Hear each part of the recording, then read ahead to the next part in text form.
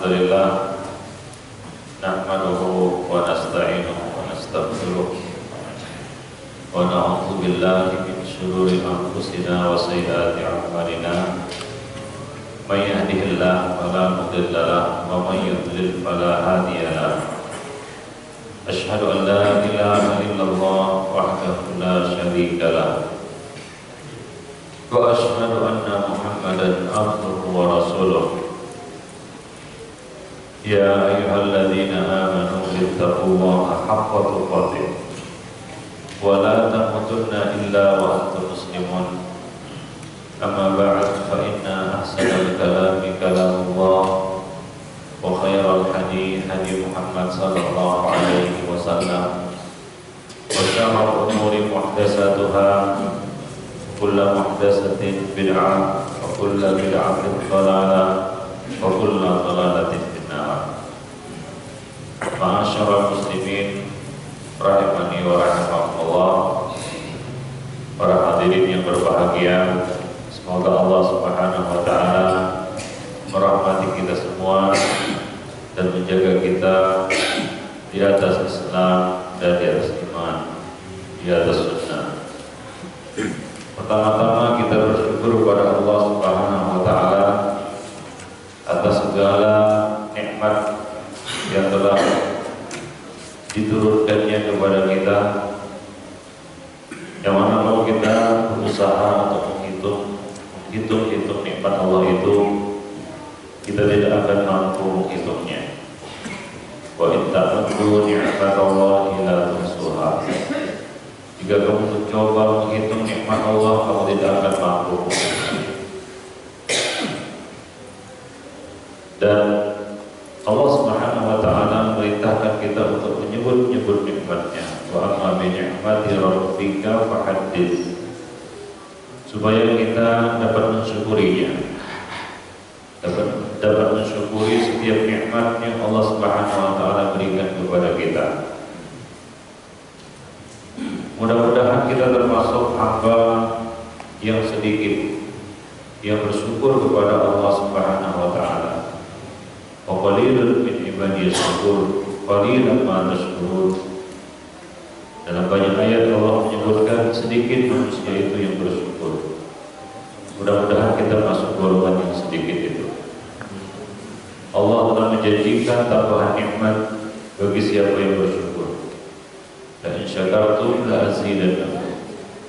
Tapi sebaliknya Allah mengancam orang-orang yang kufur.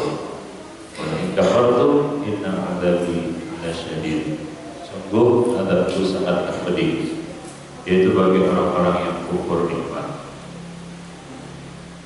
Selawat beriring salam tidak bosan-bosannya kita limpahkan untuk Nabi kita Muhammad sallallahu alaihi wasallam yang telah membimbing kita semua, menuntun kita semua kepada jalan yang lurus, kepada agama yang hak, yaitu Islam. Diutusnya beliau merupakan nikmat terbesar dari Allah Subhanahu wa taala. Beliau telah membimbing kita kepada jalan yang benar, sehingga kita dapat mengenali mana yang hak dan mana yang batil, mana yang ma'ruf dan mana yang mungkar. Tidak ada satu jalan pun menuju surga yang mendekatkan kita kepada surga, melainkan beliau telah menyuruh kita kepadanya. La min syai'in yuqarribukum ila jannah illa wa qad amartukum bih. Rasulullah telah menyuruh dan mengajak kita untuk mengerjakannya. Dan tidak ada ma min syai'in yuqarribukum ila an-nar illa wa qad nahaytukum an. Tidak ada satu perkara pun yang mendekatkan kita ke neraka, melainkan beliau telah melarang kita, mencegah kita darinya. Salawat dan salam atas Nabi kita Muhammad sallallahu alaihi wasallam yang telah mempersaudarakan kita semua di atas tali Islam, di atas Islam, sehingga kita menjadi hamba-hamba Allah yang bersaudara. Salawat dan salam juga tidak lupa kita limpahkan untuk keluarga beliau, sahabat-sahabat beliau, dan siapa saja yang mengikuti sunnah beliau sampai hari kemudian. Ma'asyiral muslimin, para hadirin yang dimuliakan Allah Subhanahu wa taala. Pada pagi ini kita berkumpul di rumah Allah untuk satu tujuan, yaitu mendekatkan diri kepada Allah Subhanahu wa taala dengan satu amalan yang utama, yaitu menuntut ilmu. Kita duduk sejenak di majelis ilmu ini untuk menambah keimanan kita. Hayya bina nu'minu sa'atan. Marilah bergabung di majelis ilmu ini untuk menambah iman kita pada sesaat. Kita gunakan waktu yang Allah berikan kepada kita. Alhamdulillah, segala puji bagi Allah yang telah mengembalikan ruh kita ke jasad kita. Tadi pagi kita membaca doa, Alhamdulillahilladzi ahyana ba'da ma amatana wa ilaihi nusyur. Segala puji bagi Allah yang menghidupkan kami setelah kematian kami, dan kepadanya lah kami akan dikumpulkan. Bersyukur kita kepada Allah Subhanahu wa taala yang masih memberikan kesempatan, yaitu umur sampai sekarang kita bangun pagi. Artinya kita diberi kesempatan untuk melanjutkan perjalanan hidup kita di atas muka bumi. Mudah-mudahan itu kita dapat gunakan sebaik-baiknya untuk memperbaiki diri, bertaubat kepada Allah Subhanahu wa taala. Allah menyuruh kita untuk bertaubat kepadanya. Wa tubu ilallahi jami'an ayyuhal mu'minun la'allakum tuflihun. Bertaubatlah kamu semua, wahai orang-orang yang beriman, kepada Allah Subhanahu wa taala. Mudah-mudahan kamu menjadi orang-orang yang beruntung. Dan pada kesempatan yang berbahagia ini, di pagi hari ini, kita akan menyampaikan nasihat untuk diri kita sendiri, untuk para suami. Mungkin mayoritas yang hadir pada hari ini atau pagi ini sudah menikah, dan ada beberapa di antaranya mungkin yang belum menikah. Ilmu ini bermanfaat, ya, bagi siapapun, bagi yang sudah menikah maupun yang belum menikah. Ya, minimal ini sebagai bekal. Bahkan orang-orang yang sudah menikah sebenarnya kajian ini sebelum menikah, supaya bisa menjadi bekal bagaimana menjadi suami yang baik. Akhwani fiddin, ma'asyiral muslimin rahimani wa rahimakumullah jami'an. Allah Subhanahu wa taala telah menciptakan kita berpasang-pasangan. Sudah merupakan naluri seorang pria untuk mencari seorang wanita. Kalau dia mencari seorang pria, ini namanya abnormal. Pasti dia condong kepada wanita. Dan keduanya merupakan bagian yang tidak bisa dipisahkan. Allah ciptakan berbeda, tapi saling membutuhkan. Walaysa dzakaru kal-untha. Laki-laki tidak sama dengan perempuan. Namun ar-rijal an-nisa shaqaiqur rijal, ar-rijal shaqaiqun nisa. Wanita adalah bagian dari pria dan pria adalah bagian dari wanita. Kenapa? Karena wanita itu diciptakan dari tulang rusuk pria. Tulang rusuk seorang pria yaitu Adam alaihissalam. Maka Allah Subhanahu wa taala ciptakan kita berpasang-pasangan. Oleh sebab itu di dalam Islam ini salah satu di antara daruriyatul khamsah, yaitu menjaga nasab, adalah Allah Subhanahu wa taala mensyariatkan pernikahan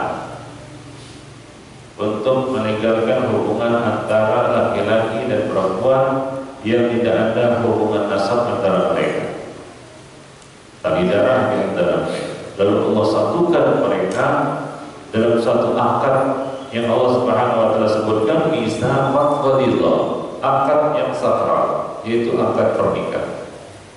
Jadi nikah itu bukan untuk main-main, itu adalah ibadah. Bukan untuk mencari kesenangan belaka, kenikmatan sesaat. Sebab itu nikah mut'ah itu diharapkan di dalam Islam, karena tujuannya hanya untuk mencari kenikmatan sesaat. Oleh sebab itu Allah Subhanahu wa taala menyeru kepada kita semua agar betul-betul memperhatikan akal ini. Nabi SAW berpesan kepada kita, fattaqullaha fil nisa. Bertakwalah kamu kepada Allah, wahai para suami, di dalam memperlakukan an-nisa, yaitu istri-istri kamu. Dan Rasulullah SAW telah menyampaikan kepada kita, khairukum khairukum li ahlihi wa ana khairukum li ahli. Sebaik-baik kamu adalah yang paling baik terhadap istrinya, dan aku adalah orang yang paling baik terhadap istri. Nah, itu Nabi kita Muhammad sallallahu alaihi wasallam. Maka tentu saja ketika kita menjalin satu hubungan spesial dengan seorang wanita yang kita bina itu dalam wujud rumah tangga, suami istri, ya tentunya kita ingin dari pernikahan itu adalah kebahagiaan. Gak ada orang yang menikah tapi ingin sengsara. Semua orang menikah mencari pasangan hidup pasti ingin bahagia. Namun bahagia ini tidaklah turun begitu saja, perlu ikhtiar juga. Ikhtiar yang paling utama adalah kita mempersiapkan calon istri kita, yaitu mengikuti pedoman Nabi. Ini khususnya kepada para pemuda ini, mengikuti pedoman Nabi di dalam mencari jodoh. Ya, kita mulai pembicaraan tentang suami pada pagi ini dengan mencari jodoh. Mencari jodoh menurut pedoman Nabi SAW. Pasangan hidup, yang namanya pasangan hidup itu lebih khusus maknanya daripada teman karib atau teman sahabat karib. Pasangan hidup ini akan terus bersama kita, ya, bersama kita, pasangan hidup kita. Bahkan dia bakal menjadi ibu anak-anak kita. Wah, ini lebih dalam lagi mana? Dia akan jadi ibu bagi anak-anak kita, anak keturunan kita. Maka Nabi SAW memberikan panduan di dalam hal memilih jodoh ini, khususnya kepada para pemuda yang Nabi seru mereka untuk menikah. Ya masyarakat syabab, man istata'a minkumul ba'ah falyatazawwaj. Wahai para pemuda, siapa saja di antara kamu yang sudah mampu ba'ah, yaitu mencukupi kebutuhan lahir dan batin, maka segeralah menikah, jangan terlambat. Nah, Nabi SAW menyebutkan di dalam hadis, tunkahul mar'atu li arba'. Wanita itu dinikahi karena 4 perkara. Ada 4 latar belakang manusia memilih seorang wanita. Yang pertama adalah li jamaliha, karena kecantikannya. Nah, ini yang paling banyak. Ya, para pemuda biasanya hanya melihat penampilan fisik, tidak melihat dalam. Banyak wanita-wanita yang dipilih oleh para pria karena kecantikan luar saja, tidak melihat apa isinya, bibit bobot bibitnya, kata orang sekarang. Yang kedua, banyak wanita juga yang dinikahi limaliha, karena hartanya. Lebih parah lagi sebenarnya bukan hartanya, harta bapaknya. Maka doanya cepat-cepat nomor 2 ini mati. Rupanya dia yang mati duluan. Ada yang menikahi seorang wanita atau wanita dinikahi karena nasabnya, yaitu karena nasab. Mungkin karena dia darah biru, bangsawan, atau orang terkenal. Maka dia dinikahi karena nasabnya, karena nasab. Dan yang terakhir, ini mungkin yang paling sedikit, wanita dinikahi karena agamanya, walidiniha. Dari keempat motivasi dan latar belakang tersebut, Nabi mengatakan fadfar lidzati, pilih wanita yang bagus agamanya. Wa illa taribat yadak. Kalau tidak kamu akan sengsara. Nah, ini pedoman Nabi di dalam memilih jodoh. Ya, yang menunjang kita, yang akan membantu kita untuk menjadi suami yang soleh, yang akan membantu kita untuk menciptakan rumah tangga yang sakinah, mawaddah dan rahmah. Yaitu apa? Pilih wanita yang bagus agama. Coba selidiki agamanya. Jangan berspekulasi. Ada para spekulan, hidupnya gambling, berjudi. Dia mengatakan dalam hatinya, pilih saja yang penting cantik agamanya, entah seperti apa, ya, sholat masih belum tutup aurat dengan baik, bahkan memamerkan aurat nanti dibentuk, nanti dipoles. Manusia itu kan bukan robot, ada programnya gitu kan? Bukan, manusia itu bukan robot, ya. Bukan juga masakan yang diracik sana racik sini kemudian jadi. Tidak, bukan masakan. Ya, kebanyakan orang-orang yang punya pandangan seperti ini akhirnya menyesal. Dia gagal merubah istrinya, bahkan dialah yang berubah. Ya, istrinya tidak kunjung berubah, sementara dia berubah. Oleh sebab itu Nabi SAW mengatakan al-mar'u 'ala dini khalili. Seorang itu berada di atas agama teman karibnya.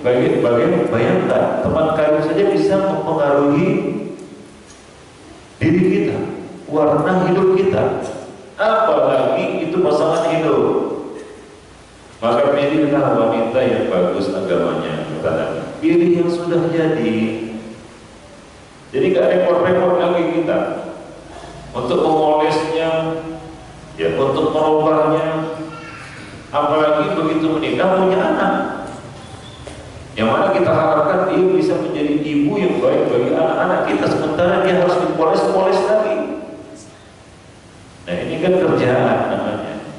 Dan orang yang melakukannya dikatakan kurang kerja. Jadi pilih yang sudah jadi. Ya, jangan hanya memilih kecantikannya. Ada seorang pemuda yang minta, Ustaz tolonglah saya carikan jodoh. Gimana kriterianya? Pokoknya konten 9,9. Kalau bisa selebriti yang sudah ngaji salah. Kita pun pening carinya kan gitu ya. Tak mau tambah sama dia.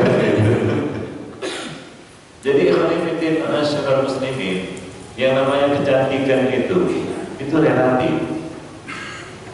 Dan sebenarnya kecantikan adalah kecantikan batin sebenarnya. Karena kecantikan batin ini gak lengkap dimakan waktu, kata orang. Tapi kalau kecantikan lahiriah fisik itu bisa hilang, bisa Allah hilangkan dalam sekejap. Ya, nyosor di aspal itu hilang kan ya? Ya kan? Tapi kalau orang bilang inner beauty, kecantikan batin, cantik akhlaknya, perilakunya, tertabrak sempur pun tetap cantik. Kira-kira demikian. Ya, maka jangan salah pilih pasangan, karena dia akan menentukan kebahagiaan kita di dalam merancang dan membina, mengarungi bahtera rumah tangga. Oleh karena itu Nabi SAW mengatakan, ya, dunia mata, wa khairu mata'id dunya al-mar'atu salihah. Dunia ini penuh dengan kesenangan, kenikmatan, dan kenikmatan yang paling baik, sebaik-baik kenikmatan adalah punya istri soleha. Nah, itu dia. Maka kalau kita alhamdulillah dapat istri yang soleha, pegang dia erat-erat, gigit dia dengan gigi gerham. Maksudnya jangan lupa, ini aset berharga. Dia bisa jadi istri yang baik di samping kita, dia bisa menjadi ibu yang baik bagi anak-anak kita, dia bisa merawat dan menjaga amanah ketika kita tidak berada di rumah, nyaman kita. Dan itu pun akan mendorong kita untuk menjadi suami yang saleh, yang menjadi pemimpin yang baik. Maka dia akan membantu kita di dalam urusan-urusan agama kita. Nah itu istri yang soleh. Dia akan menunjang, dia akan mendorong, dia akan mensupport ibadah-ibadah agama kita, akhirat kita. Dia akan membantu kita untuk bersedekah, diingatkan kita untuk bersedekah, diingatkan kita untuk beribadah. Kalau kita silap diingatkan, dinasihati. Ini istri yang soleha. Tapi kalau nggak soleha, sudahlah. Kalau bilang amit-amit jabang bayi seperti itu, bahkan jadi provokator bagi suaminya terhadap suaminya untuk korupsi, untuk mencari rezeki yang haram, untuk maksiat, untuk lalai dan lain sebagainya. Maka ini sangat mempengaruhi kita di dalam merancang kebahagiaan kita di dalam pernikahan. Ibaratnya, akhwanifiddin ma'asyiral muslimin, kalau kita di dalam rumah tangga ini hanya pakai satu prosesor berat, lemot, tapi kalau dua prosesornya cepat ya, dua core. Jadi kalau secara rumah tangga semuanya kita yang pikir, ya itu berat. Tapi kalau kita punya pendamping hidup yang dapat ya seiring sejalan seia sekata, wah itu luar biasa nikmat. Luar biasa nikmat. Tidak menjadi ganjalan, tidak menjadi beban hambatan bagi kita. Malah mempercepat, menjadi katalisator kita untuk kebaikan. Ini nikmat ini. Tapi kalau kita di dalam rumah tangga itu kita yang pikir semua, istri tidak bisa menjadi wazir yang baik, istri tidak bisa menjadi pendamping yang baik, malah menjadi beban, ini kan repot. Ya. Ini pasti repot. Nah kemudian ketika kita menjalin ataupun membina satu rumah tangga, hendaklah kita, ini penting ini, menyatukan persepsi, visi dan misi. Karena rumah tangga itu terdiri dari beberapa unsur. Unsur yang terpenting adalah suami istri. Nah, kedua unsur ini harus punya visi dan misi yang jelas, yang sama. Karena kalau nggak sama, asik-asik sendiri saja nanti. Suami asik sendiri, istri juga asik sendiri. Atau keduanya nggak punya visi dan misi di dalam rumah tangga. Sekedar hanya untuk mencari nikmat. Itu kan cuma sebentar. Nah, udah datang bosannya tengkar saja isinya. Ya kan? Tapi kalau di dalam rumah tangga itu, ketika kita memulai perjalanan kita di dalam bina rumah tangga dengan istri kita memulainya dengan baik, ya, dengan satu perkara yang tujuannya jelas. Nah ini insya Allah rumah tangga ini juga semakin jelas arahnya. Misalnya begini, bapak-bapak, para suami sekalian, para hadirin sekalian, adakah kita sewaktu kita mengawali rumah tangga kita itu, kita panggil istri kita katakan kepadanya, ya marilah kita jadikan ini sebagai pedoman, yaitu setiap masalah yang ada kita kembalikan kepada Allah dan Rasul. Komitmen. Bacakan kepadanya firman Allah Subhanahu wa taala, "Fa in tanaza'tum fi syai'in farudduhu ila Allahi wa Rasul." Ini adalah komitmen. Komitmen pertama seperti ini. Kalau ada masalah perselisihan karena yang namanya suami istri, nggak mungkin nggak ada titik perbedaannya, pasti ada. Ya, bagaimanapun cocoknya kita dengan pasangan kita, bagaimanapun solehnya kita dan solehahnya istri kita, pasti ada di sana ketidakcocokan, pasti ada di sana perbedaan.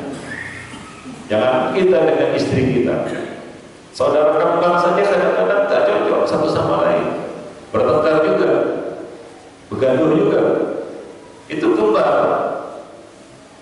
Apalagi kita dengan istri kita, itulah dia bumbu-bumbu di dalam rumah tangga.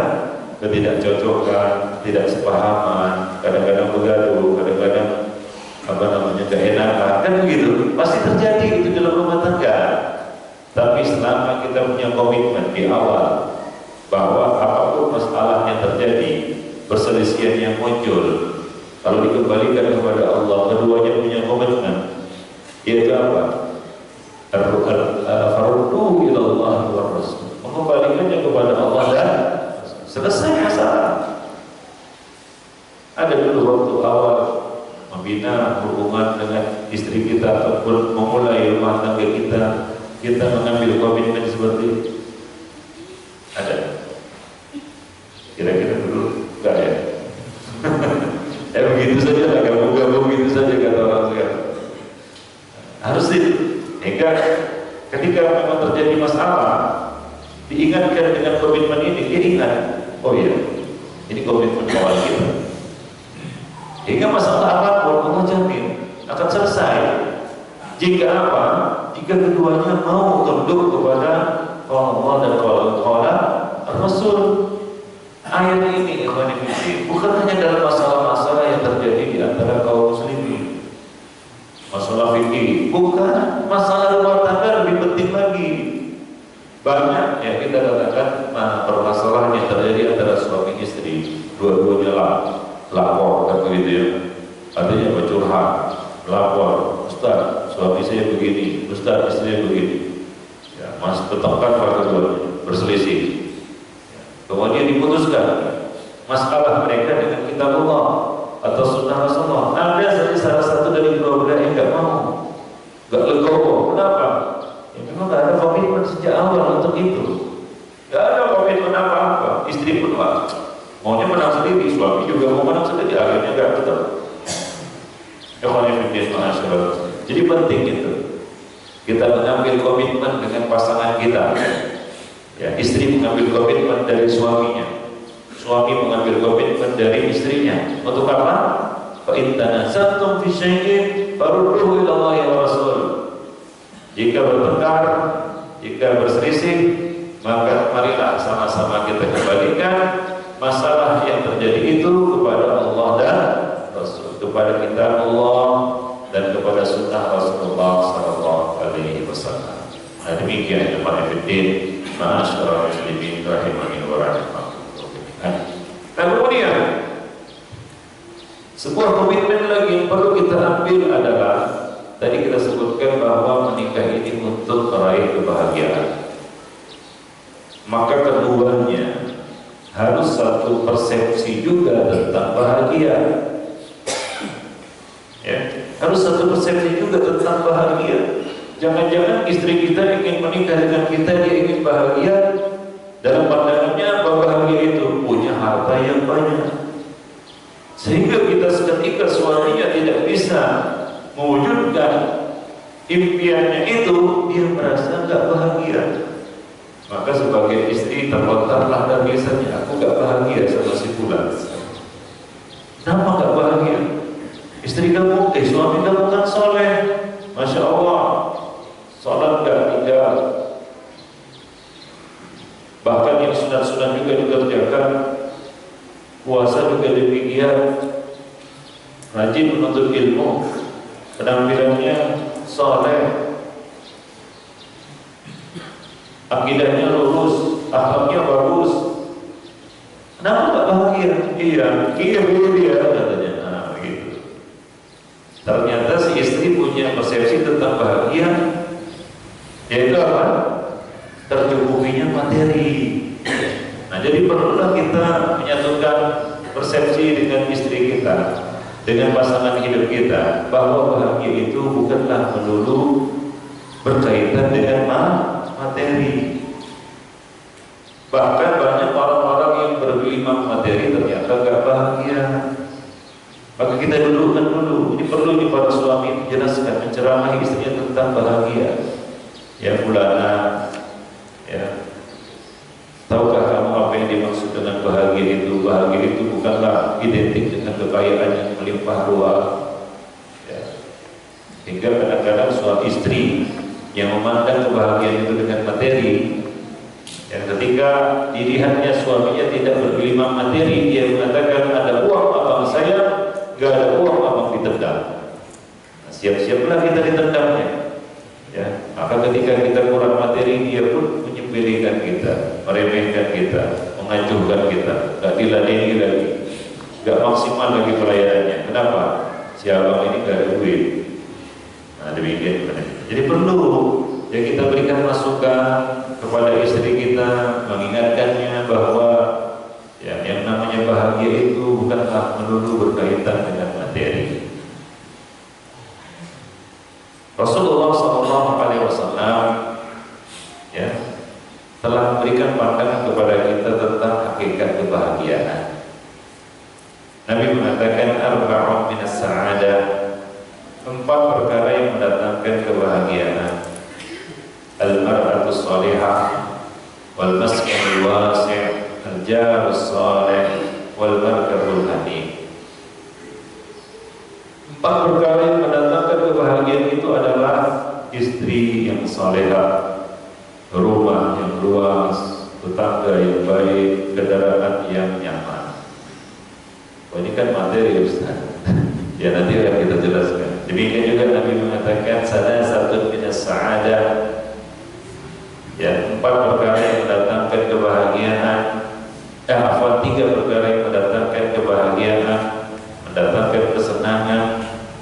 Nabi mengatakan al-mar'atu shalihah taraha tu'jibuka taghibu anha ta'manuha ala nafsiha wa malika wadda'ah takun wati'ah fatulhibuka bi ashabika wadda'ah takun wasi'ah kathiratul marahi.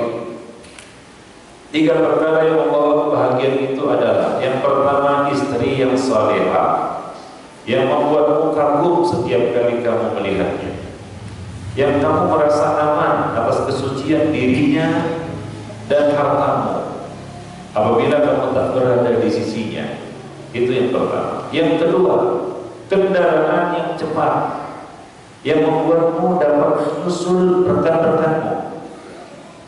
Yang ketiga, perkara yang mendatangkan kebahagiaan itu adalah rumah yang lama yang lengkap perabotannya.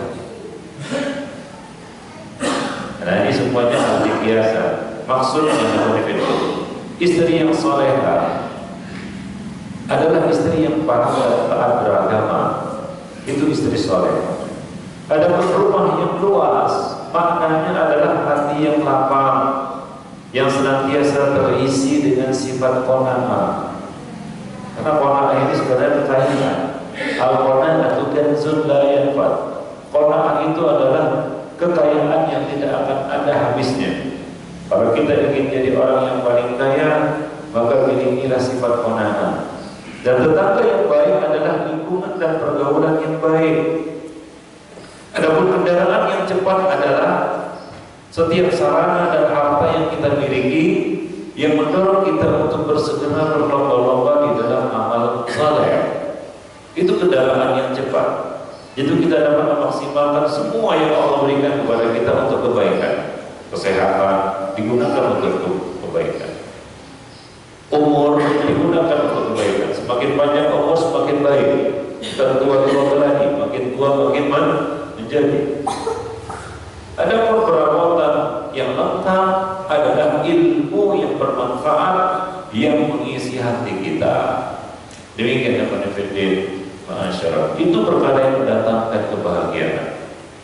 Apabila kita memiliki pasangan hidup yang baik, ya, kita memiliki hati yang qanaah, ya, kita memiliki lingkungan dan pergaulan yang baik. Ya, lingkungan dan pergaulan kita adalah amal saleh. Kemudian perabotan yang lengkap adalah ilmu yang bermanfaat yang kita miliki. Nah itulah modal di dalam kehidupan. Dan itulah faktor-faktor penunjang kebahagiaan seseorang. Maka kalau keduanya sudah memiliki persepsi yang sama tentang bahagia, maka apapun masalah yang terjadi di dalam rumah tangga tersebut ya tidak akan membuatnya goncang. Ya, terutama masalah-masalah ekonomi, masalah keuangan, yang kerap kali manusia mengaitkan kebahagiaannya dengan terpenuhinya kebutuhan materi tadi. Apalagi zaman sekarang ini, zaman materi, segala sesuatu diukur dengan materi. Bahkan dia mengukur sayang tidaknya Allah kepadanya dengan materi yang ada padanya. Padahal itu belum tentu. Ya, coba lihat Fir'aun yang membanggakan kekayaannya, yang membanggakan kerajaannya.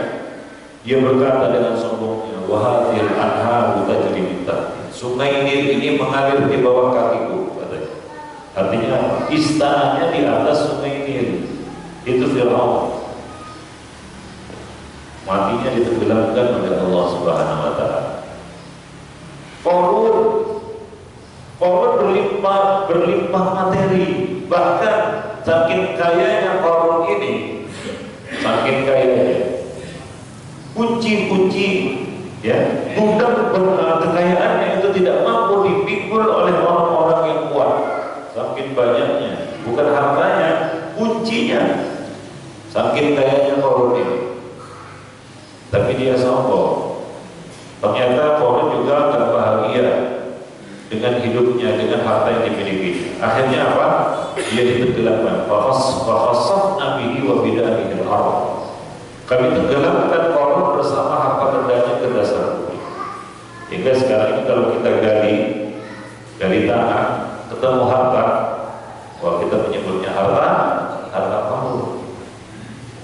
Demikian juga kaum-kaum yang Allah sebutkan di dalam Al-Quran seperti kaum 'Ad dan Thamud. Coba lihat, mereka memahat gunung menjadi istana, gunung dipahat jadi rumah-rumah mereka. Bayangkan itu. Kalau sekarang kan rumah di atas gunung, ini gunung dipahat jadi rumah.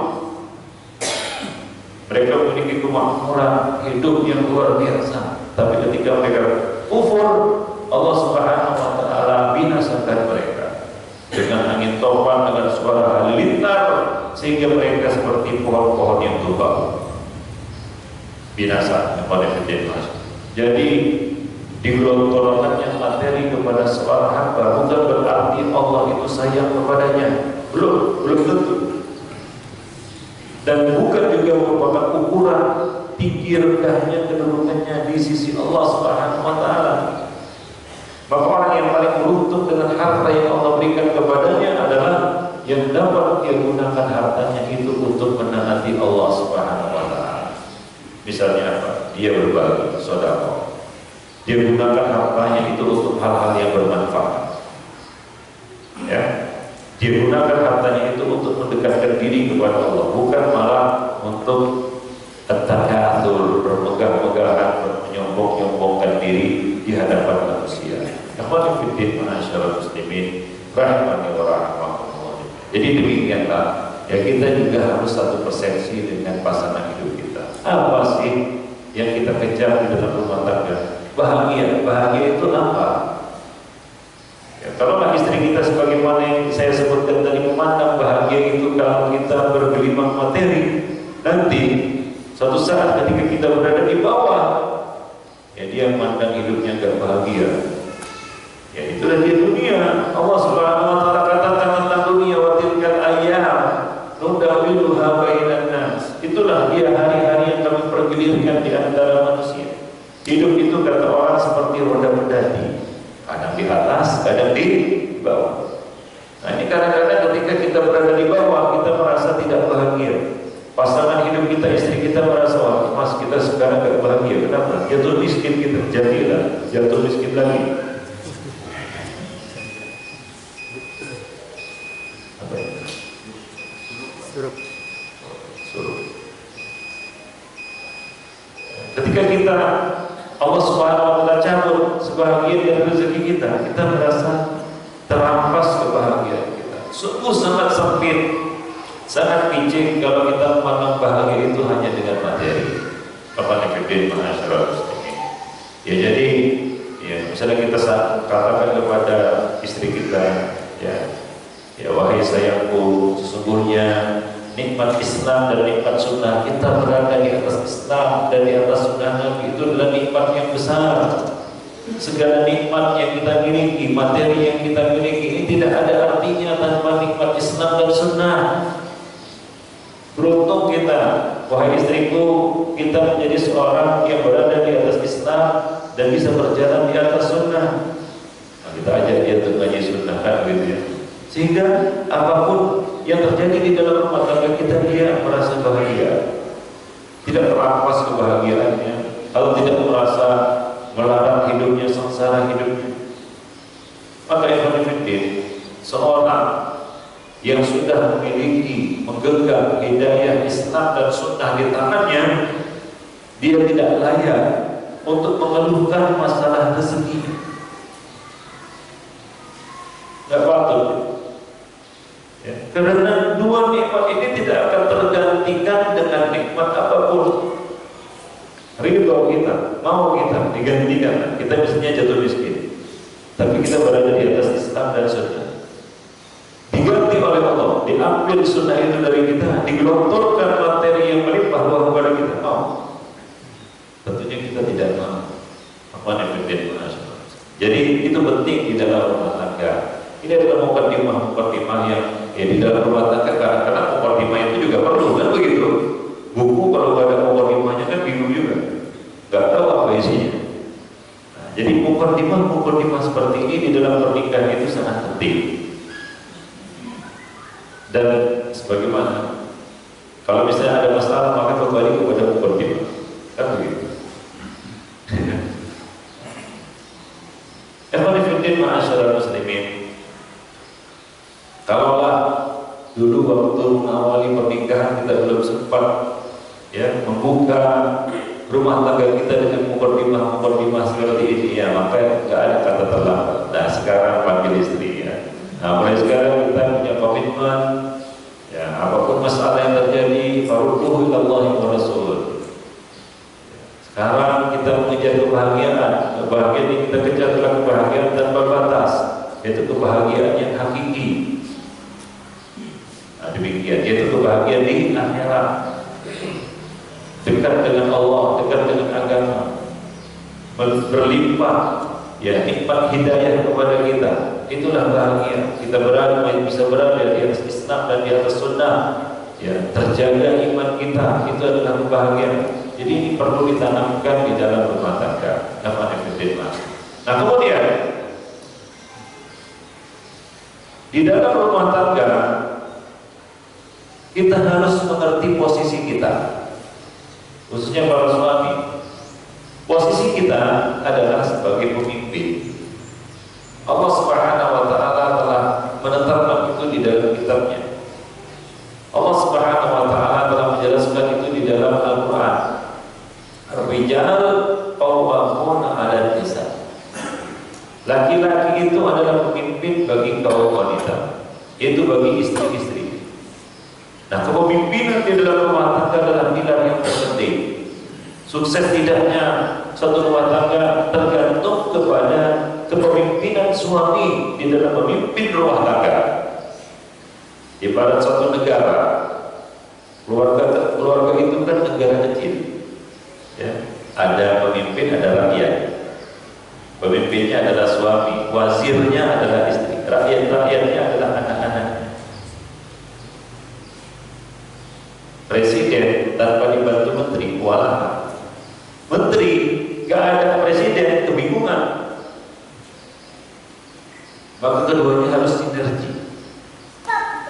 Sinergi itu seperti moto Bepom Medan. Siapa orang Medan? Ada orang Medan? Atau saya sendiri?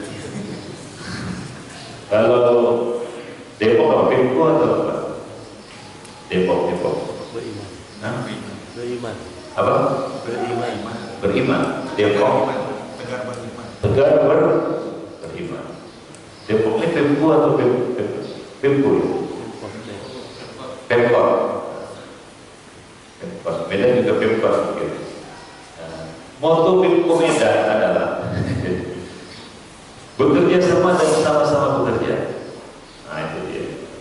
Bekerja sama dan sama-sama bekerja. Nah seperti itu kualifikasi suami dan istri.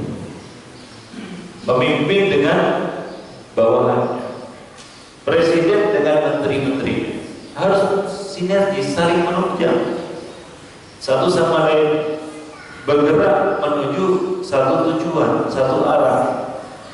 Barulah ya rumah tangga itu akan menjadi rumah tangga yang bahagia. Jadi kepemimpinan ini sangat penting di dalam rumah tangga. Maka para istri ini harus mengerti kedudukan suami. suami juga harus bisa menjadi pemimpin yang baik. Ada sebagian suami yang masih kekanak-kanakan. Ya, kalau masih pengantin baru sih wajar, masih manja sama ibunya, sama ayahnya, kan begitu ya. Masih anak mama, anak papa, kan begitu ya. Ya baru menikah. Ya, tapi sudah bertahun-tahun menikah, masih menunjukkan kemanjaannya, gak kunjung dewasa. Nah ini kan masalah.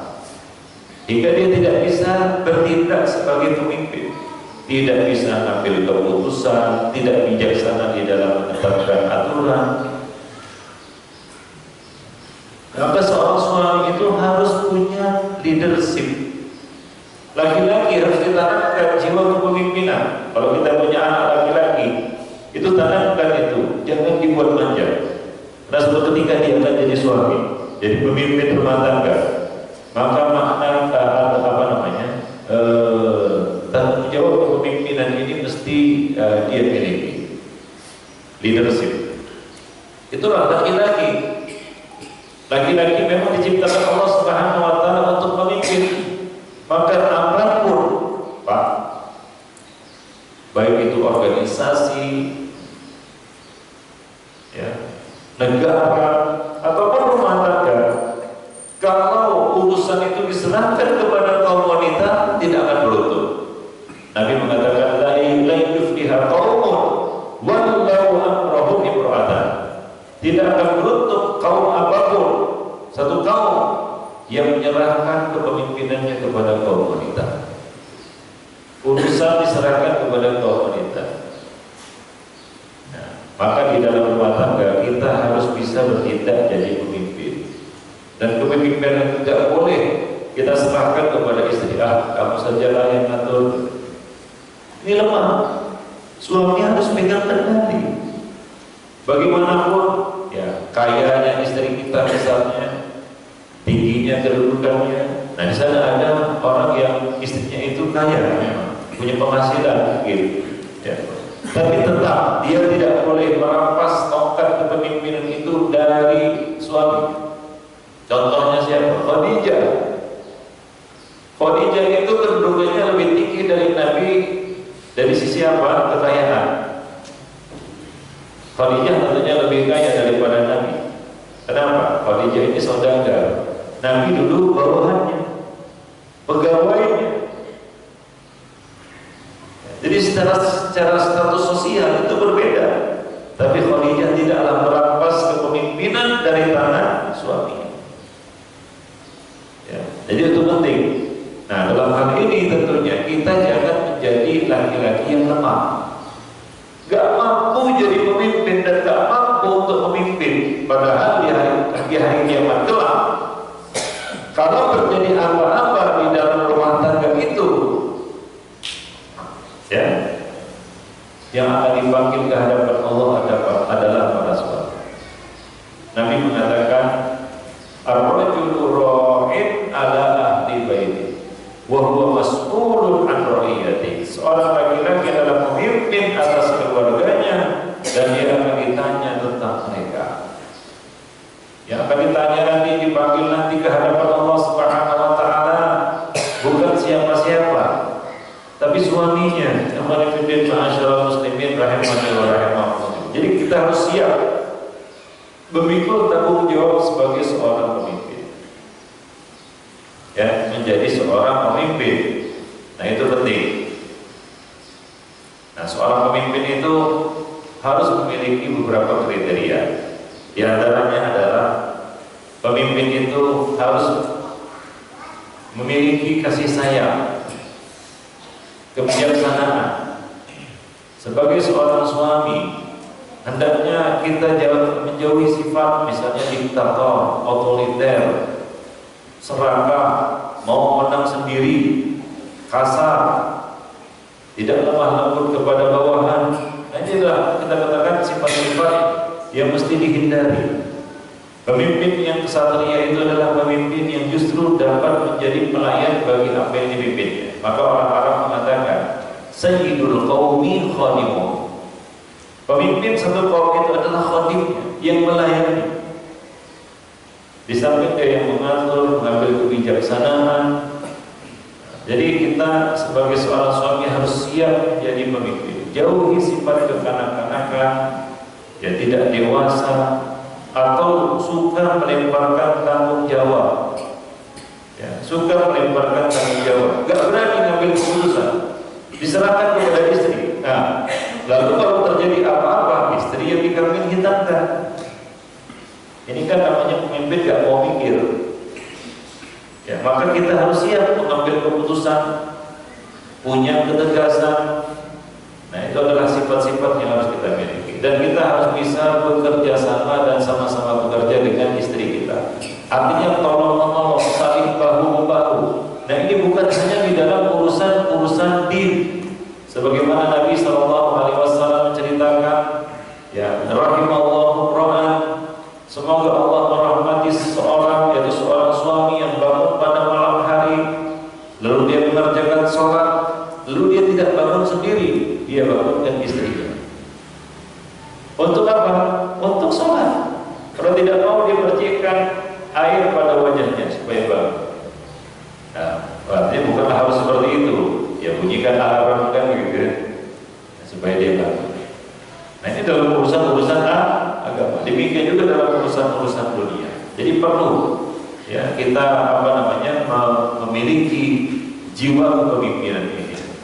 Seorang suami yang mulia, pemimpin yang baik adalah pemimpin yang mau bermusyawarah dengan istrinya. Nah, ini kadang-kadang istri itu disepelekan, dimarginalkan peran dikecilkan perannya. Padahal peran istri di samping suami itu sangat besar. Ya, kita selaku seorang pemimpin kadang-kadang deadlock juga menghadapi masalah-masalah, buntu. Nah, ini kalau kita pikirkan sendiri berat juga. Maka sertakan istri di dalam masalah-masalah penting. Misalnya masalah-masalah harta, misalnya belanja, suami belanja dalam jumlah yang kecil mungkin gak jadi percekcokan, tapi belanja dalam jumlah yang besar ini jadi masalah. Suami maupun istri sama saja dalam membelanjakan uang-uang yang besar, hendaklah istri dilibatkan. Istri dilibatkan, walaupun uang kita, untuk minta pandangan. Mungkin dia punya pandangan ada yang lebih baik. Oh mas, tahan dulu lah keinginannya, anak kita mau masuk sekolah ini besar biayanya. Nah, dia tahu, mungkin kita lupa. Jadi sertakan istri di dalam masalah-masalah yang penting dalam rumah tangga. Jangan dinihilkan perannya seolah-olah dia tidak ada. Nah, ini kan kita tidak menghargai istri sebenarnya. Ya, ini suami yang otoriter, mau menang sendiri. Nah, ketika terjadi masalah, buang badan, bahkan istri yang dikambing hitamkan. Nah, ini pernah terjadi pada Nabi SAW. Bagaimana peran seorang istri di samping suami, dan pentingnya suami melibatkan istri juga di dalam beberapa masalah dan mengambil pendapatnya. Boleh jadi pendapat istri itu lebih brilian daripada pendapat kita, idenya lebih cemerlang daripada ide kita. Nah, demikianlah suami istri saling melengkapi satu sama lain. Ketika terjadi perjanjian Hudaybiyah, setelah perjanjian dirampungkan, ketika itu kaum muslimin, Rasulullah bersama 1.500 sahabat hendak berangkat ke Mekah untuk umrah. Ternyata tertahan di Hudaybiyah. Mereka dicegah masuk oleh orang-orang kafir Quraisy di Mekah. Maka terjadilah perjanjian di tempat itu yang dikenal dengan perjanjian Hudaybiyah. Salah satu isi perjanjian Hudaybiyah itu adalah kaum muslimin pada tahun itu tidak boleh masuk ke kota Mekah. Artinya harus pulang kembali ke Madinah. Sementara mereka sudah pakai ihram, sudah membawa hewan sembelihan. Maka Nabi pun menyuruh mereka untuk mencukur rambut, yaitu untuk bertahallul, cukur rambut dan menyembelih hewan-hewan mereka. Tapi ketika Nabi mengeluarkan instruksi seperti itu, tidak ada satu orang pun yang bergeming. Tidak ada satu orang pun sahabat yang melakukan perintah Nabi. Bayangkan, karena mereka masih syok, belum percaya. Dengan terjadinya perjanjian itu yang dalam pandangan mereka saat itu merugikan kaum muslimin. Tapi hakikatnya itu adalah kemenangan. Inna fatahna laka fathan mubina. Itu perjanjian Hudaybiyah. Maka Nabi pun kesal, jengkel melihat mereka. Di situ ada Abu Bakar, Umar dan sahabat-sahabat lain. 1.500, gak ada yang mau melakukan perintah Nabi. Bayangkan, Nabi yang memerintahkan mereka tidak bergerak. Padahal biasanya gak disuruh pun bergerak. Hingga Nabi masuk ke dalam kemahnya, ya, dan di situ dia bertemu dengan menemui Ummu Salamah. Ummu Salamah ini adalah salah seorang istri Nabi, Ummul Mukminin Ummu Salamah radhiyallahu anha.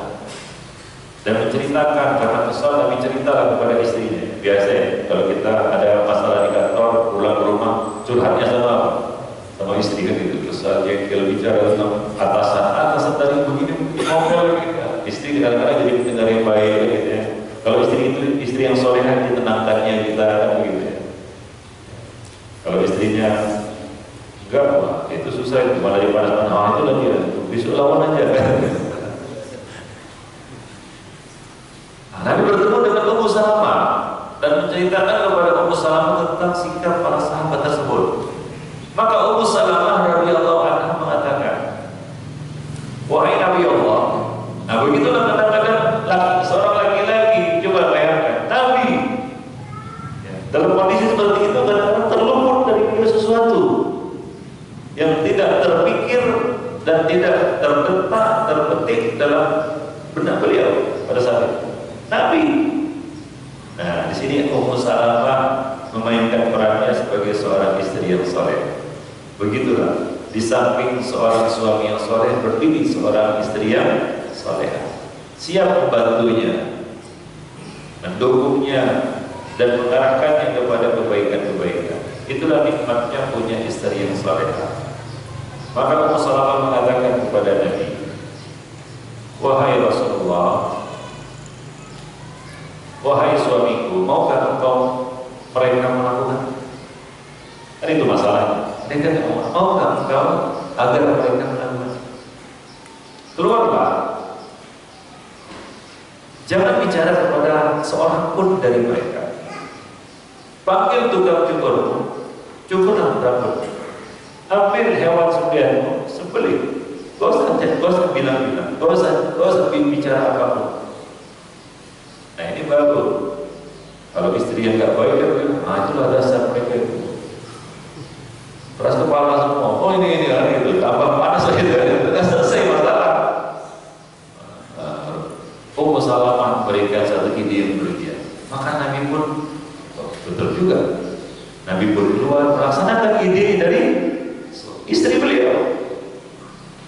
Maka banyak suami-suami yang sukses itu ternyata dia dapat dukungan dari apa? Istrinya. Semua dilayani, disiapkan oleh seorang istri yang soleh tadi. Jika karir kita juga terus menanjak gitu ya. Dagang kita sukses, itu mungkin karena faktor peran seorang istri di samping kita. Maka jangan kita nihilkan, jangan kita sepelekan peran dan kita katakan jasanya. Maka Nabi pun keluar tanpa bicara kepada siapapun. Beliau melakukan usulan Ummu Salamah tadi. Beliau menyembelih hewan kurban beliau. Beliau memanggil tukang cukur dan mencukur rambut beliau. Gak ada bicara, diam saja. Nah, ketika para sahabat melihat, menyaksikan itu, maka mereka pun tanpa dikomando segera bangkit dan menyembelih hewan kurban mereka. Lalu saat mereka mencukur rambut, saling mencukur satu sama lainnya, hingga dikatakan di dalam hadis tersebut sampai-sampai sebagian dari mereka hampir melukai sebagian lainnya secara tidak sengaja. Karena kalang kabutnya begitu. Kalang kabut itu bahasa Arab itu. Kalang kabut seperti laba-laba seperti itu. Maka disebut kalang kabut.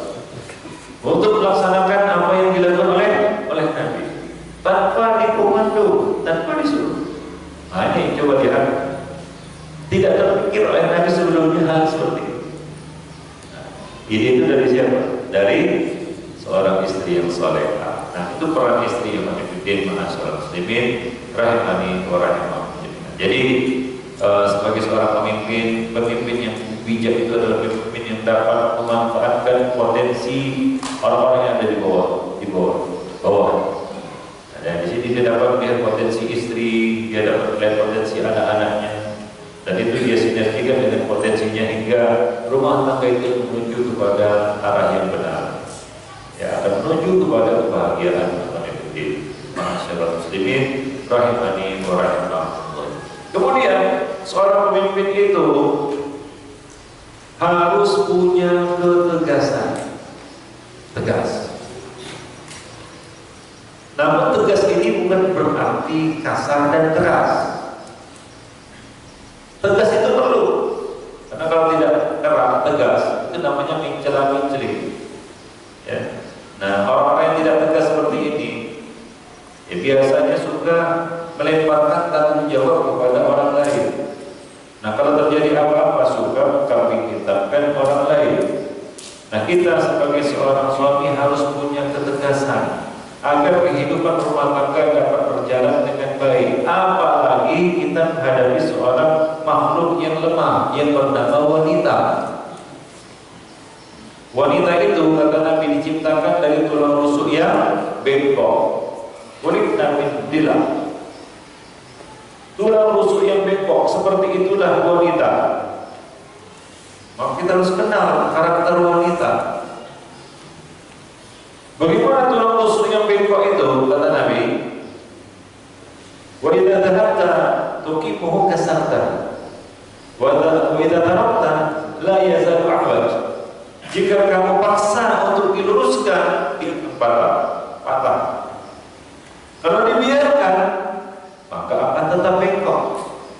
Bagaimana strateginya untuk meluruskan tulang rusuk yang bengkok itu? Ada dua. Yang pertama, kita harus meluruskannya dengan cara yang lembut. Jangan dipaksa, lembut, dimain-mainkan sedikit gitu. Yang kedua, terus menerus. Dengan sekali, tak mungkin, dah dibiarkan. Ya tetap bengkok ya. Maka terus menerus menasihati istri itu. Kalau ada kebengkokan pada istri kita, sesuatu yang perlu diluruskan pada istri kita, jangan sekali nasihat kemudian patah arah. Memang dasar kepala sebulan itu. Sudah dikasih tahu nggak mau juga. Baru sekali sudah langsung dijatuhkan vonis, sudah langsung menghukumi, sudah langsung menghakimi dan mengambil hasil. Memang keras kepala. Padahal baru sekali, tidak cukup. Menasihati istri itu berulang kali, sabar. Nah, begitulah kita menyiasati ya tulang rusuk yang bengkok itu supaya lurus. Maka banyak para suami yang tergesa-gesa, baru sekali dua kali menasihati istrinya langsung mengatakan memang sudah karakternya itu katanya. Ya. Masalah suami istri berbeda dengan masalah antara sahabat dengan sahabatnya, seseorang dengan sahabatnya beda. Masalah suami istri itu satu, gak boleh didiamkan, harus ada jalan penyelesaiannya. Karena tiap hari-hari kita ketemu ya, sepiring berdua, seatap, satu rumah kan ketemu tiap hari. Maka kalau masalah tidak selesai, itu nanti seperti api dalam sekam, tunggu meledaknya, buang waktu. Maka kita selesaikan masalah. Ada beberapa kita katakan ya, perkara yang perlu diluruskan dari istri pada istri, maka luruskan itu. Jangan dibiarkan bengkok. Kalau dibiarkan, dia akan terbengkok selama-lamanya. Dan itu jadi masalah dalam hidup kita. Maka siasati cara untuk meluruskan. Bagaimana? Lemah lembut. Wanita itu walaupun lemah, gak bisa dikerasi. Dikerasi tambah keras dia. Nah, itu uniknya wanita. Keras sebenarnya wanita itu. Dikerasi dia, kayaknya lemah lembut wanita itu. Tapi kalau kita kerasi, kita kasari, dia menjadi keras. Tapi kalau dia lemah lembut, dia akan lembut. Lemah lembut. Ya, seorang suami harus tahu itu. Bagaimana memanage seorang wanita. Ya. Bagaimana memimpin seorang wanita. Lemah lembut. Jadi perlu kelemah lembutan. Kemudian berikutnya adalah terus menerus tadi. Jangan bosan untuk meluruskan istri kita. Nah, ketegasan tadi yang kita sebutkan itu bukan berarti kasar. Maka tidak identik antara KDRT dengan ketegasan. Oh, saya tegas nih, padahal KDRT. Salah ya. Maka seorang suami harus menghindari kekasaran di dalam memperlakukan istri. Tapi dia juga tidak boleh diombang-ambingkan oleh istrinya. Dia harus punya sikap tegas di dalam menjalankan aturan-aturan dan norma dalam keluarga. Jangan sampai dia menjadi istri suami yang dayus. Tahu suami dayus? Suami dayus adalah suami yang membiarkan kekejian terjadi di tengah-tengah keluarganya. Dia biarkan. Nah, ini namanya suami yang dayus. Tidak akan mencium bau surga. Itu ancamannya. Yang paling penting masyarakat muslimin rahimani wa. Maka kalau suami itu tak tegas, ya itu tadi mudah didikti oleh istrinya, ditakut-takuti sama istrinya, lemah dia, akhirnya kalah. Istri lebih dominan di dalam rumah tangga, akhirnya ikut saja kan begitu. Ada sebagian laki-laki yang lemah seperti ini. Laki-laki itu tuh tidak boleh lemah. Dia adalah pemimpin, tapi dia harus bijak. Jangan otoriter, jangan kasar, jangan mau menang sendiri. Nah, demikian akan dipimpin masyarakat muslimin rahimani wa rahimakumullah. Maka dia harus bisa menjalankan tugasnya dengan baik sebagai seorang pemimpin tadi. Tegas. Karena pemimpin itu kalau nggak tegas bicara, maka para menteri pun, ya presiden lah misalnya kita katakan tidak tegas, mencela-mencela, bagaimana? Bagaimana tuh kinerja menteri-menteri? Ya semaunya juga. Kenapa? Karena presidennya nggak tegas. Tapi kalau presidennya tegas, itu menteri itu nggak bisa main-main. Demikian pemimpin rahimani wa rahimakumullah. Maka ketegasan itu perlu. Nah, kemudian sebagai seorang suami, selain dia adalah pemimpin, ada satu hal yang penting juga untuk dia perhatikan, yaitu dia punya kewajiban untuk mencari nafkah. Itu kewajiban suami, memberi nafkah kepada anak istri. Ustaz, istri membantu saya mencari nafkah, boleh nggak? Boleh, tapi sekedar membantu, bukan jadi tulang punggung. Hingga ada sebagian suami yang memperalat istrinya untuk mencari apa? Mencari nafkah. Dia ongkang-ongkangan gitu. Dia bermalas-malasan. Istrinya dimanfaatkan, diperalatnya untuk mencari nafkah. Nah, ini tidak benar. Karena yang berkewajiban untuk mencari nafkah itu adalah suami. Nah, mencari nafkah itu adalah suatu ibadah. Maka ibadah itu ada aturannya. Ada aturan di dalam mencari nafkah. Yaitu apa? Carilah nafkah yang halal thayyibah. Nafkah yang halal lagi baik. Jangan masukkan ke dalam rumah kita, jangan masukkan ke dalam perut istri kita dan anak-anak kita rezeki yang haram. Nah, ini adalah tanggung jawab yang berat di atas pundak suami. Nabi mengatakan la yadkhulul jannah lahmun nabata min suhat. Tidak akan masuk surga daging yang tumbuh dari rezeki yang haram. Nah, ini kepada para suami, ingat, jangan masukkan rezeki yang haram itu ke dalam rumah kita. Kalau kita sayang anak, sayang istri, maka carilah rezeki yang halal. Jangan berikan mereka rezeki-rezeki yang haram. Tidak akan masuk surga, kata Nabi. Daging yang tumbuh dari rezeki yang haram, an-naru awlihi, neraka lebih patut untuknya. Neraka lebih patut. Apalagi zaman sekarang,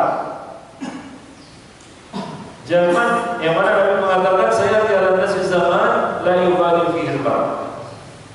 Pada zaman itu orang-orang tidak peduli bagaimana dia mendapatkan harta, al-halal al-haram, dengan cara yang halal atau dengan cara yang haram. Sehingga orang sekarang mengatakan, Pak Ustaz, zaman sekarang cari yang haram saja susah, apalagi yang halal. Maka kita hendaklah bertakwa kepada ajmilu fit talab, bertakwalah kamu kepada Allah dan bersahajalah kamu di dalam mencari nafkah. Jangan tomak, jangan serakah, jangan rakus. Karena kalau dalam bab mencari rezeki ini, sifat-sifat itu yang mendominasi, cepat atau lambat percayalah kita akan terseret kepada yang haram. Maka Nabi mengatakan apa? Ajmilu fit talab, bersahajalah.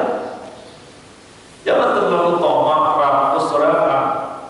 Karena kalau itu yang sifat yang kita miliki di dalam mencari nafkah, cepat atau lambat kita akan terseret kepada yang haram. Minimal pertama syubhat, Pak. Lama-lama yang haram pun diribas. Kenapa? Karena tadi serakah, tomak dan rakus. Maka bertakwalah kita kepada Allah di dalam bab mencari rezeki. Ingat anak istri di rumah. Ingat anak istri di rumah itu bukanlah aku nanti pulang bawa apa ya. Pulang bawa duit banyak tapi hasil korupsi ya sama saja.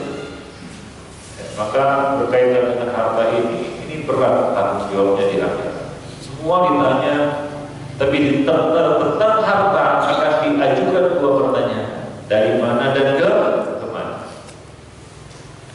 Khususnya para suami ini khusus saya para suami, beban ini adalah beban yang berat yang harus mereka pikul.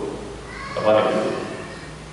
Maka tadi pagi mungkin kita sama-sama berdoa, sudah sholat subuh, doa yang diajarkan oleh Nabi. Ya, apa itu? Allahumma inni as'aluka ilman nafi'an wa rizqan thayyiban wa 'amalan mutaqabbalan. Rizqan thayyiban, rezeki yang baik. Apa itu rezeki yang baik? Rezeki yang baik adalah rezeki yang masuknya benar, keluarnya juga benar. Itu rezeki yang baik. Karena syaitan itu bersarikat pada manusia di dalam urusan harta mereka.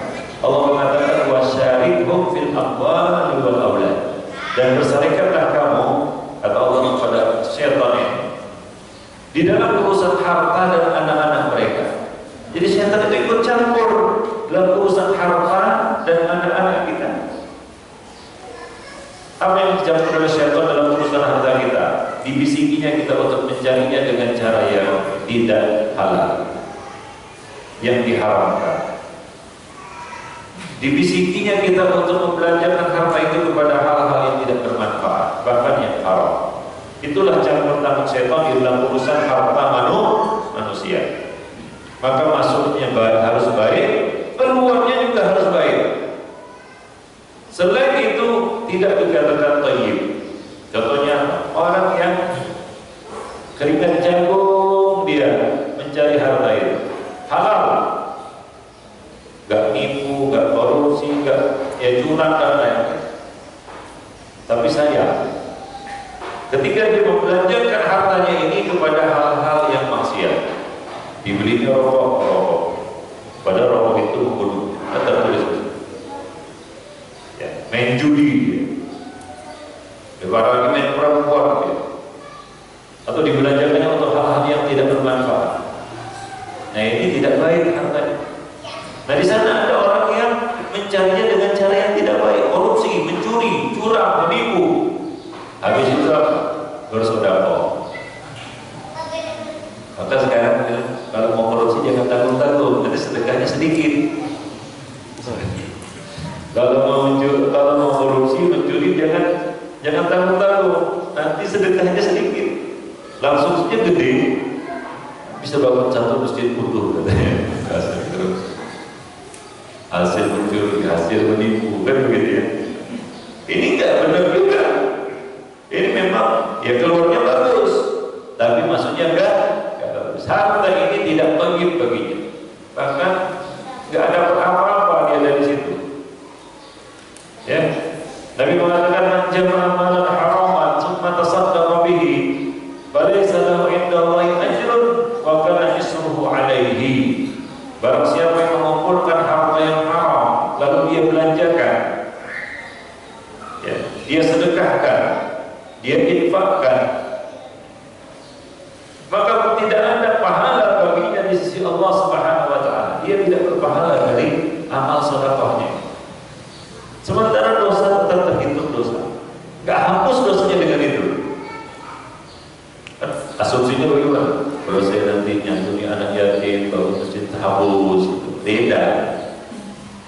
Mencari harta yang haram itu dosa besar. Dosa besar itu hanya dapat terhapus dengan taubat. Syarat taubat itu kalau berkaitan dengan harta orang lain harus dikembalikan, bukan disedekahkan.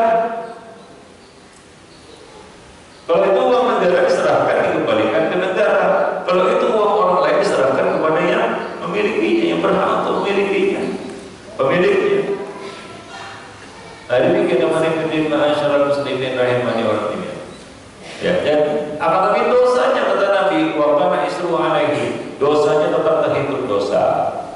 Ya, maka ini orang yang masuknya tidak baik, keluarnya baik. Ini juga bukan harta yang thayyib. Lebih parah lagi, masuknya nggak baik, keluarnya juga nggak baik. Ini jelas nggak thayyibnya. Nah, demikian yang menifidin rahimani wa rahimah. Jadi perhatikan tugas dan tanggung jawab kita selaku kepala rumah tangga, pemimpin keluarga di dalam bab mencari nafkah. Carilah nafkah yang halal dan thayyibah.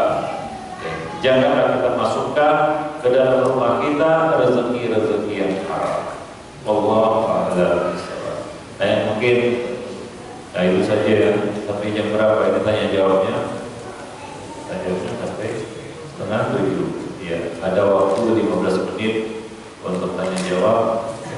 Sebenarnya ini kurang untuk pembahasan seperti ini ya. Masih banyak lagi yang perlu dibahas. Tapi waktunya yang singkat demikian.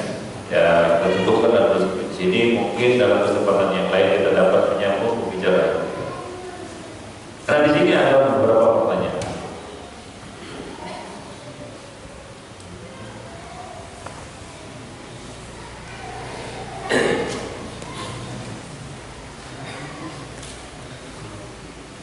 Mengapa ada yang bertanya? Dan pertanyaan pertama yang paling atas, di bawah segar pulang.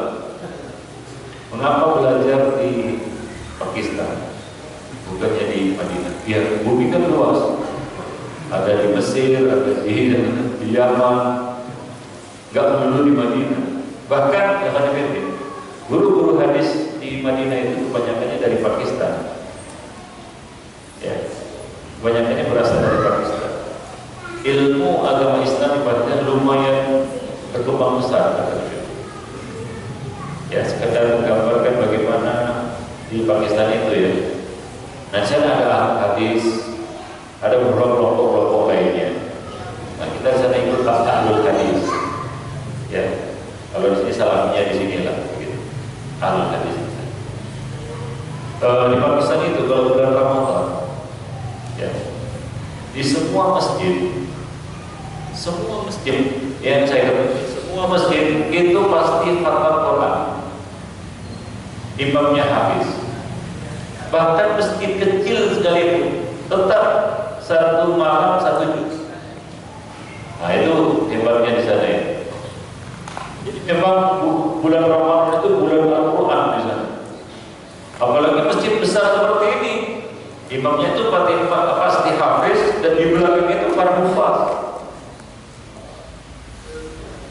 Itu rata-rata di semua masjid. Bayangkan di Indonesia, di sini satu malam satu juz. Apa ya? 1 tahun belum tentu. Begitulah dia kondisi keagamaan di sana. Dan di sana banyak ulama-ulama yang mungkin tidak terkenal di sini, tapi terkenal di dalam dunia Islam.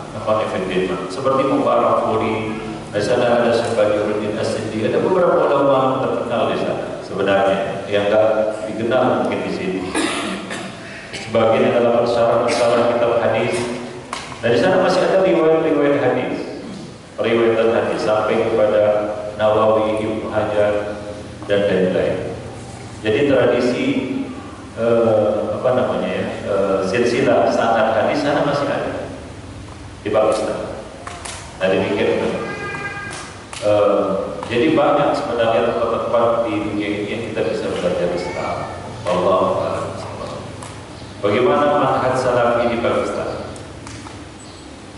Banyak di sana. Anak kita sebut ada ahlul hadis.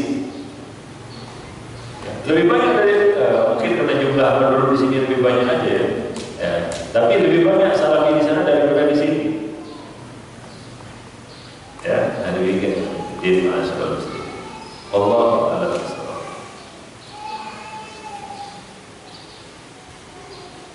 Jadi di Pakistan itu orang hafal Quran itu udah biasa. Anak-anak kecil hafal Quran udah biasa. Di sini ya masih suatu yang luar biasa. Karena biasa. Ada umur 5 tahun hafal Quran biasa. 4 tahun ada yang hafal Quran di sana biasa aja. Gak masuk TV juga. Kadang-kadang di sini lebay aja begitu. Biasa saja. Bukan hal yang luar biasa. Dan memang sudah lumrah umum di masjid-masjid sana itu rata-rata ada tahfidz Quran. Mereka pakai di sana sistem namanya nizami. Nah, ini mereka berlaku sejak turun-temurun. Itu adalah sistem apa namanya metode menghafal Quran yang 2 tahun itu hafal. Kalau kita ikuti programnya. Dan itu merata di semua masjid, di semua madrasah, sekolah.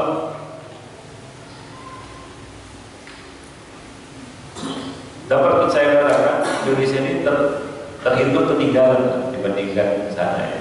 Pakistan, India, Allah Ta'ala. Jika ada seorang istri yang menyatakan saya menyesal menikahi dikarenakan usaha bisnis bangkrut, terjadi PHK, apakah ini ujian azab dari Allah Subhanahu Wa Ta'ala? Nah ini karena tadi itu waktu awal menikah tidak mendapatkan persepsi tentang bahagia. Ya, itu satu mungkin. Kurang menasihati istri. Istri itu jangan dicukupi kebutuhan materinya saja, kebutuhan rohaninya juga harus dicukupi. Bawa dia sering-sering taklim. Kalau dia kering, kerontang, gersang jiwanya, maka seperti ini jadinya. Iman itu kan naik turun. Turun dengan kemaksiatan. Kalaulah istri dibiarkan hampa terus jiwanya, jadi seperti ini. Ketika menghadapi masalah-masalah berat di dalam hidup, jadi seperti ini. Karena kita selaku suaminya tidak pernah membekalinya dengan bekal iman. Maka beri kesempatan bagi istri kita untuk mendatangi majelis ilmu, bawa dia supaya naik sedikit imannya itu, tegar menghadapi ujian-ujian hidup. Ini enggak, udah istri dibiarkan begitu, tiba-tiba dia tolong dengan poligami, apakah berantem, bergaduh lah, begitu. Jadi kita harus mempersiapkan pasangan hidup kita ini dari sisi apa? Dari sisi ya kita katakan kebutuhan rohaninya. Jangan hanya dicekoki dengan kebutuhan-kebutuhan materi, dibiarkan dia ya gersang jiwanya dari iman. Akhirnya bagaimana? Ketika materi tidak terpenuhi, beginilah jadi. Maka kita ya para hadirin yang berbahagia harus bisa menghidupkan suasana ilmu, suasana akhirat di dalam rumah kita. Misalnya apa? Bacaan Quran. Suasana ilmu contohnya bagaimana? Yaitu di rumah kita siapkan Pak, satu poin ya, taman bacaan keluarga, perpustakaan. Kalau satu tempat besar, perpustakaan ini kita siapkan rak-raknya di situ, ya kita lengkapi dengan buku-buku, akidah, tafsir, hadis, tentang rumah tangga, tentang wanita, kita cukupi itu di rumah. Ya, taman bacaan bagi keluarga. Ya, sisihkan waktu kumpul bersama keluarga, baca bersama. Nah, apa yang terjadi di rumah-rumah kaum muslimin? Masuklah ke ruang tamu mereka. Apa yang ada di situ? Lemari dengan isinya kristal-kristal. Lemarinya saja mahal, apalagi isinya. Gentong kendi besar. Manusia pun masuk ke situ. Kadang-kadang saya berpikir ini untuk apa? Sarang nyamuk, nyamuk.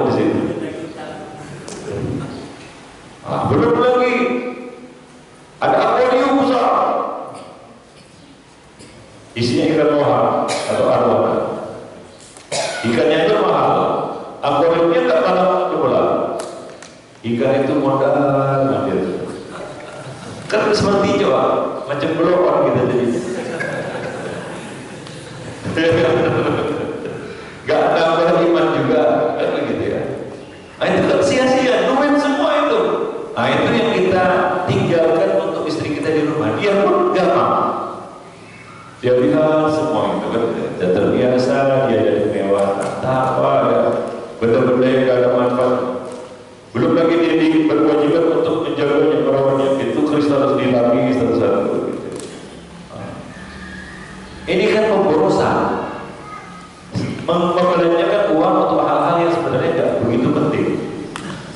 Sementara kalau ditanya ada fakta di rumah, nggak ada. Ya, alangkah baiknya kita siapkan di ruang tamu kita taman bacaan, ya. Daripada ikan lohan tadi, daripada ikan arwana tadi yang harganya kadang-kadang sampai puluhan juta, belum perawatannya lagi dan lain sebagainya. Nah, kita siapkan fakta di ruang tamu kita, atau ada ruang khusus di ruang tamu juga. Tamu datang duduk menunggu tuan rumah, dia lihat banyak buku ini kan gitu ya, dia ambil satu buku, dia baca. Wah ini bagus ini bukunya ini tentang bagaimana cara sholat yang benar. Wah ya, oh ya salah ternyata yang benar begitu. Sudah, ini buku bagus sekali, pinjam ya, ambil, beli lagi besok, taruh lagi situ. Dakwah berpahala kita. Kalau benar sholatnya gara-gara itu, kita dapat saham, kita punya saham, kita dapat pahala dari setiap sholat yang benar yang dikerjakannya. Luar biasa. Ya ambilnya, oh ini buku akidah, oh ternyata yang benar akidahnya begini ya. Saat ini bagus bukunya dipinjam yang benar ya, silakan ambil. Besok taruh lagi situ, beri lagi, taruh lagi situ. Ini kan bermanfaat, harta kita bermanfaat, kita dapat keuntungan dunia dan akhirat. Ordernya cuma panjang buku aja di ruang tamu. Kalau dia dapat hidayah kepada sunnah, kalau tamu kita itu non muslim dapat hidayah kepada Islam karena buku-buku itu, ya, maka apa kata Nabi? La yahdiyallahu bika rajulan wahidan khairun laka min humrin na'am. Seandainya ada yang dapat hidayah melalui dirimu, ya maka itu lebih baik bagimu daripada memiliki kendaraan yang mewah. Ini modal sedikit tapi keuntungannya melimpah. Nah demikian yang hadirin ma'asyiral muslimin rahimani wa rahimakumullah. Tapi kalau istrinya kan gersang jiwanya, ya jadinya seperti ini. Dia menjadi wanita yang materialistis, melihat sesuatu itu dengan materi. Allahu a'lam. Nah ini jelas adab dari Allah Subhanahu wa taala. Mungkin karena kelelahan kita, maka banyak-banyak istighfar. Karena musibah yang menimpa manusia itu adalah karena dosa-dosa mereka. Maka hadapilah dengan istighfar, minta ampun kepada Allah Subhanahu wa taala.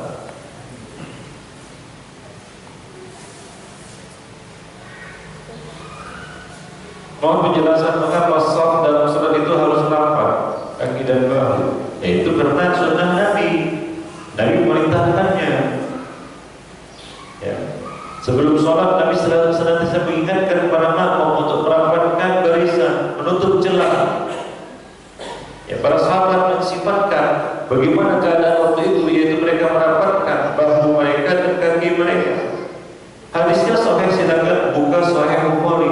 Bahkan Bukhari menyebutkan di situ beberapa athar bagaimana cara merapatkan shaf yang benar di dalam Sahih Bukhari. Silakan merujuk ke buku tersebut. Jadi ini sunnah Nabi. Bagaimana hukum jika ada yang tidak suka dirapatkan kakinya? Ini mungkin karena jahil, belum tahu. Itulah musuh manusia, yaitu kejahilan. Maka kasih tahu orang yang belum tahu.